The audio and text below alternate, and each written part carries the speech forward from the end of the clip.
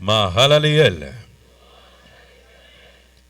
Juste quelques minutes, nous allons vous retenir dans un moment profond de réflexion. Nous trouvons la lecture relative dans Jacques, le chapitre 1er, les versets 23 à 25. Jacques, chapitre 1er, les versets 23 à 25, que nous allons lire ensemble. Jacques, chapitre 1er, les versets 23 à 25. Jacques, avant Pierre, après Hébreu. Tite, Philémon, Hébreu, Jacques, Pierre. Jacques, chapitre 1er, 23 à 25. Mahalaleel. Car si quelqu'un écoute la... arrêtez. N'a pas allé? C'est moi qui ai mal lu. Ah ben, j'ai dit, nous allons lire ensemble. Hein? 23 à 25. Mahalaleel. Car si quelqu'un écoute la parole et ne la met pas en pratique, il est semblable à un homme qui regarde dans un miroir son visage naturel et qui, après s'être regardé, s'en va et oublie aussitôt quel il était. Mais celui qui aura plongé les regards dans la loi parfaite, la loi de la liberté, et qui aura persévéré, n'étant pas un auditeur oublieux, mais se mettant à l'œuvre, celui-là sera heureux dans son activité. Mahalaleel. Après une lecture aussi claire, nous aurions pu fermer le moment de réflexion. Parce que il n'y a pas de message caché dans ça. Écouter la parole et mettre en pratique, mes bien-aimés. Alors, dans Jacques, toujours dans Jacques, le chapitre 2, les versets 18 à 20 nous disent: mais quelqu'un dira, toi, tu as la foi et moi, j'ai les œuvres. Montre-moi ta foi sans les œuvres et moi, je te montrerai la foi par mes œuvres. La première chose que nous vous disons ce matin dans ce moment de réflexion, c'est que la foi sans les œuvres est inutile. Parce que nous sommes certes en relation avec Dieu en esprit, et en tant que trichotomie, nous sommes aussi âme. Mais âme et esprit ont le corps comme terrain pratique pour appliquer la foi. Âme et esprit ont le corps comme terrain pratique pour appliquer la foi, mes bien-aimés. Autant dire que il ne s'agit pas seulement d'un rapport, de se soucier de notre rapport avec Dieu qui est esprit, mais il nous a mis en communauté pour que nous puissions nous frotter l'un contre l'autre et pratiquer les œuvres qu'il a préparées d'avance pour nous, mes bien-aimés. Et cela est pour nous d'une importance capitale. Jacques nous dit ce matin: si quelqu'un écoute la parole et ne met pas en pratique, et ne la met pas en pratique, il est semblable à un homme qui regarde dans un miroir son visage naturel et qui, après s'être regardé, s'en va et oublie aussitôt quel il était. J'aime ce passage. Un homme qui regarde dans un miroir. Le miroir a quoi comme rôle, mes bien-aimés? C'est de refléter. Quand on regarde dans un miroir, on dirait qu'on ne voit pas le miroir, mais on se voit à travers le miroir. Cela nous dit que le miroir nous donne l'opportunité de nous découvrir. Le miroir nous donne l'opportunité de nous connaître et de nous reconnaître. Semblable à un homme qui regarde dans un miroir, et Jacques a précisé son visage naturel. Son visage naturel. Nous le savons bien, avant notre régénération, nous sommes l'homme charnel, l'homme naturel. Cela veut dire que quand Jacques précise un homme qui ne regarde pas tout simplement son visage, mais il a précisé son visage naturel. Cela veut dire que tout ce qui se trouve en nous qui n'a pas encore connu la régénération, c'est ce que la parole de Dieu, considérée comme un miroir, nous permet de découvrir, mes bien-aimés. Nous permet de découvrir notre visage naturel. Et quand nous découvrons notre visage naturel, nous apprenons à connaître nos défis. Alors, pourquoi je ne dis pas défaut? Les mots se ressemblent, mais ça fait quelque temps que j'ai appris à faire la différence entre défaut et défi. Défaut, c'est quelque chose qui est installé. Défaut, c'est quelque chose qui est incrusté. Mais le défi, c'est quelque chose qui doit être relevé, qui doit être changé. Étant des êtres perfectibles par la grâce de Dieu, nous avons devant nous des défis à ne pas considérer comme des défauts parce que les défauts sont stables et demeurent. Mais si nous savons que nous sommes à la recherche de la sanctification, à la recherche de la sainteté, nous allons considérer ce qui se trouve en nous qui ne soit pas et conforme à la sainte nature de Dieu comme des défis à relever. Ainsi, nous devons nous mettre à la tâche pour les relever. Cependant, Jacques nous dit que cet homme qui ne met pas en pratique la parole de Dieu est semblable à celui qui regarde dans un miroir son visage naturel, donc ses faiblesses, ses défis, ses forteresses, comme on les appelle, et après s'être regardé, cela veut dire que il s'est rendu compte de tout ce qu'il y a en lui qui ne soit pas conforme à la volonté de Dieu, il s'en va et oublie aussitôt quel il était. J'aime cette précision. Qu'est-ce que votre Bible dit? Il oublie aussitôt? Ah. La Bible ne m'a pas dit qu'il oublie aussitôt qui il était, parce que vous avez une identité, mais il y a une manière de pratiquer cette identité. Il oublie aussitôt quel il était, ça veut dire comment il était. Il oublie ses caractéristiques qu'il a pu découvrir dans le miroir. C'est ainsi que Jacques considère l'homme qui s'est regardé dans le miroir de Dieu et oublie quel il était. Alors, le mot oubli utilisé, vous savez que l'oubli peut avoir un sens très philosophique, mes bien-aimés. Parce que en soi, l'oubli n'existe pas. En soi, l'oubli n'existe pas. Parce que quelque part dans votre mémoire se trouvent cachées toutes les informations de votre vécu.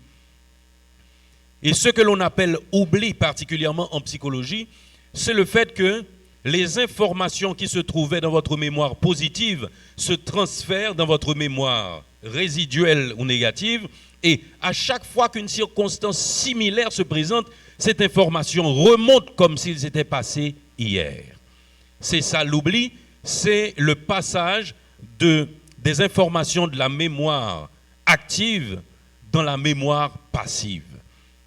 Au fait, vous n'oubliez pas, mais les informations restent cachées dans votre cerveau. Et à chaque circonstance, ces informations reviennent.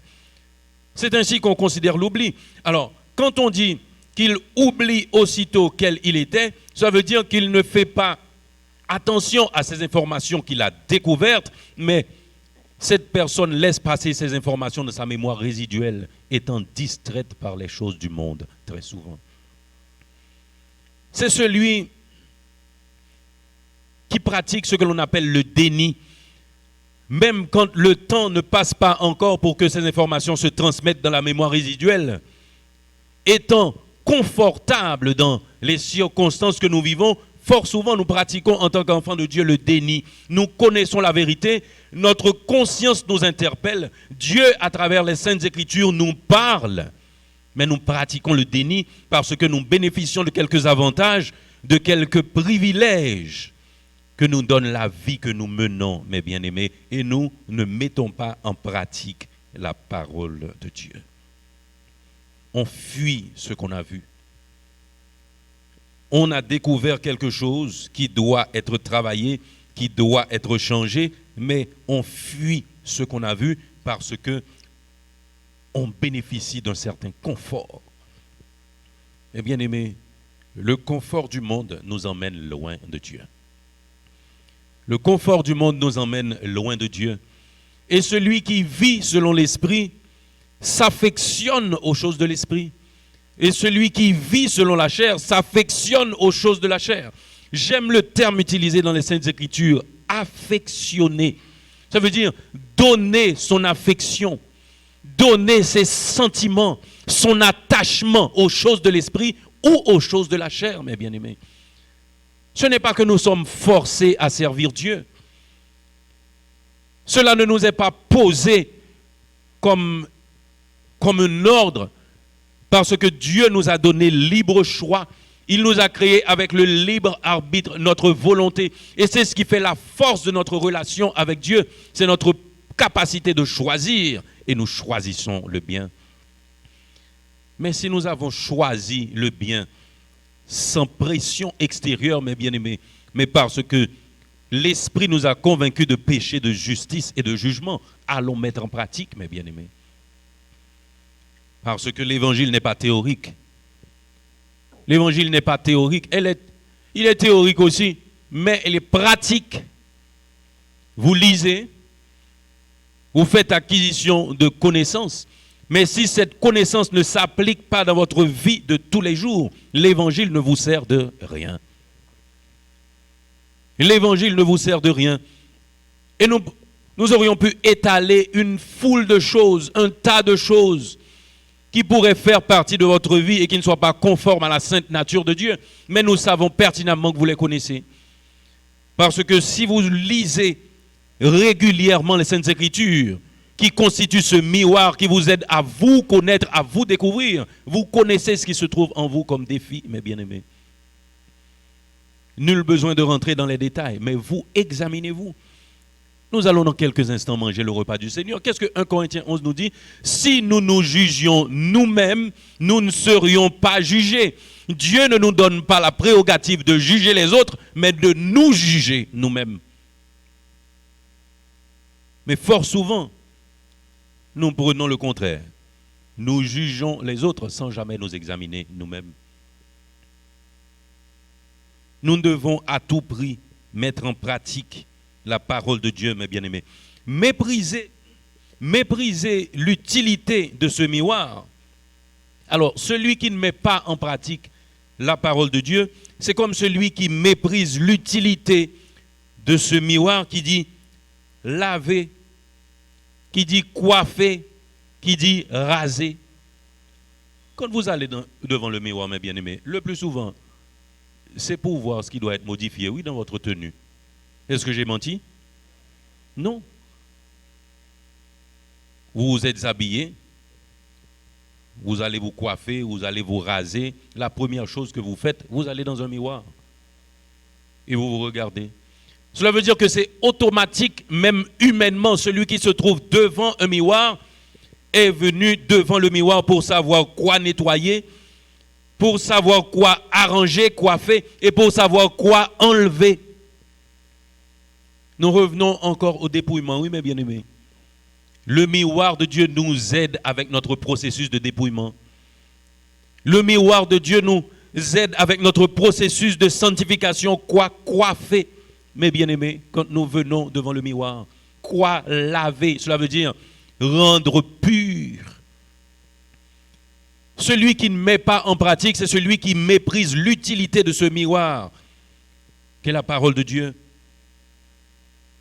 Verset 25 me dit, mais celui qui aura plongé les regards dans la loi parfaite, la loi de la liberté, et qui aura persévéré, n'étant pas un auditeur oublieux, mais se mettant à l'œuvre, celui-là sera heureux dans son activité.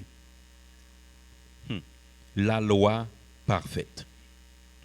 Plongez les regards dans la loi parfaite.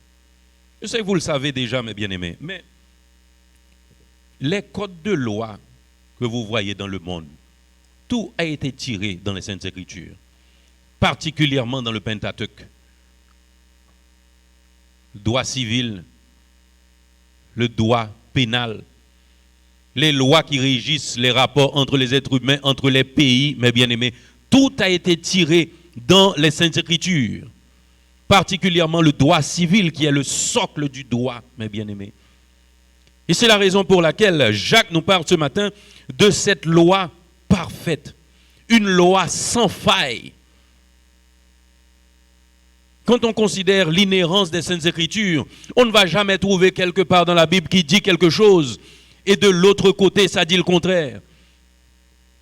Non, il s'agit là de la loi parfaite de Dieu, mes bien-aimés. Celui qui... Vous savez quoi? Les lois humaines, les lois qu'on appelle humaines, ont été tirées des Saintes Écritures.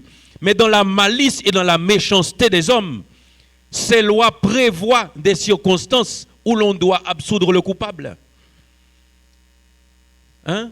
Ces lois sont conçues pour protéger certaines personnalités, certains regroupements qui font le mal. Mais la loi parfaite de Dieu, mes bien-aimés, là, le bien est considéré comme le bien et le mal est considéré comme le mal. Et les coupables seront punis selon la loi parfaite de Dieu.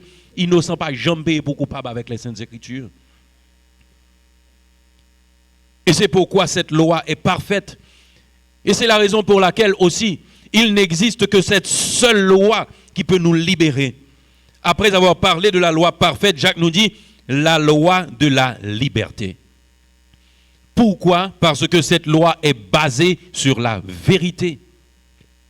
Cette loi est basée sur la vérité. Et la Bible nous dit très clairement, vous connaîtrez la vérité et la vérité vous affranchira.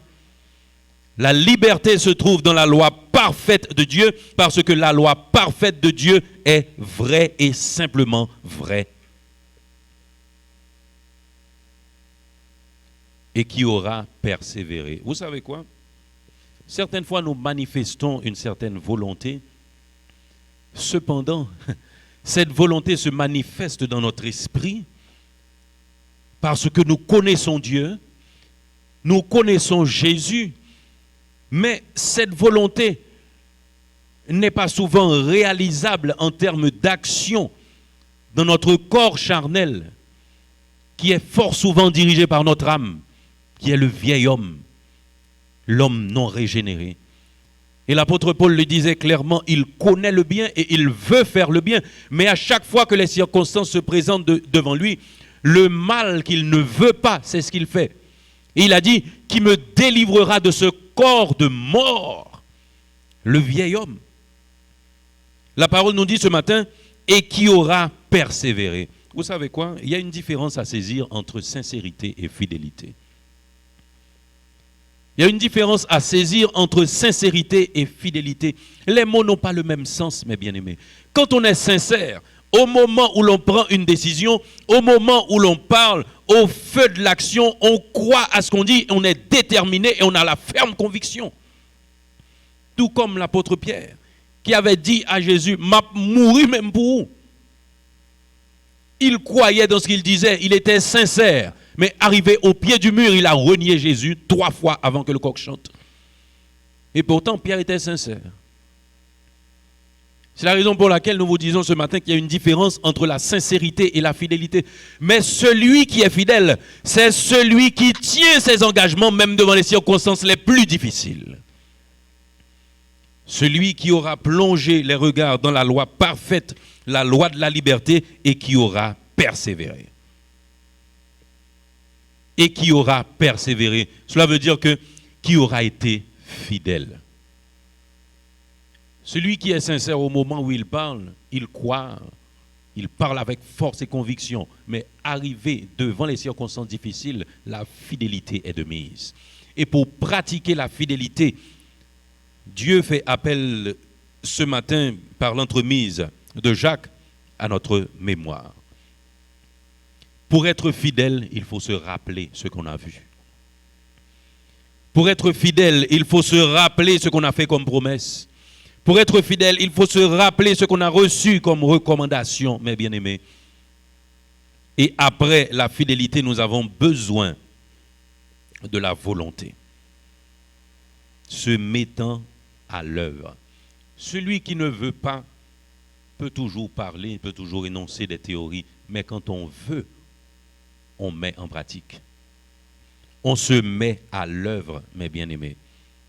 Et la parole nous dit, celui-là sera heureux dans son activité. Celui-là sera heureux dans son activité. Nous vous souhaitons ce matin, mes bien-aimés, que ces paroles pénètrent au plus profond de votre être. Et la chose que nous voulons vous dire aussi pour terminer, n'essayez pas d'écraser le miroir, mes bien-aimés. N'essayez pas d'écraser le miroir. Non seulement vous n'allez pas réussir, parce que ce miroir est indestructible, mais n'essayez pas non plus de fuir ce miroir. Parce que même quand vous n'êtes pas devant le miroir, Dieu a placé son œil en vous qu'il a appelé la conscience. Dieu a placé son œil en vous qu'il a appelé la conscience. Les Juifs ont choisi de vouloir détruire le miroir. Parce que le témoignage de Jésus, la vie de Jésus, rendait témoignage de leur mauvaise vie. Et au lieu de se repentir, au lieu de chercher la sanctification, au lieu de chercher la consécration, ils ont choisi de faire mourir Jésus. Ils ont essayé de détruire ce miroir, mais détruisez ce temple, il l'a rebâti en 3 jours. Et il est aujourd'hui vivant au siècle des siècles. Quel que soit ce capable de dire sous l'évangile, miroir, ça ne va pas craser encore. Parce qu'il a écrasé tête parce qu'il avait dit très clairement, je remets mon esprit entre tes mains. Et nous aimons le dire, les hommes n'ont pas pu tuer Jésus, mes bien-aimés. Ils ont maltraité un corps d'homme parce qu'il était aussi homme. Et au moment donné, au temps de Dieu, il a dit très clairement, Père, je remets mon esprit entre tes mains. Nombreux pensent que ce miroir était brisé, qu'ils allaient pouvoir continuer à vivre comme bon leur semble. Mais en 3 jours, le miroir s'est reconstitué et la vérité n'est encore pire, mes bien-aimés. Pas essayer d'écraser glace là, pas essayer de courir pour lui, parce que la parole de Dieu sera toujours telle qu'elle. La parole de Dieu sera toujours telle qu'elle. Et la seule chose que nous avons à faire, c'est connaître cette parole et l'appliquer. Ne méprisez pas le miroir, mes bien-aimés. Faites ce que ce miroir vous dit. Que Dieu vous bénisse.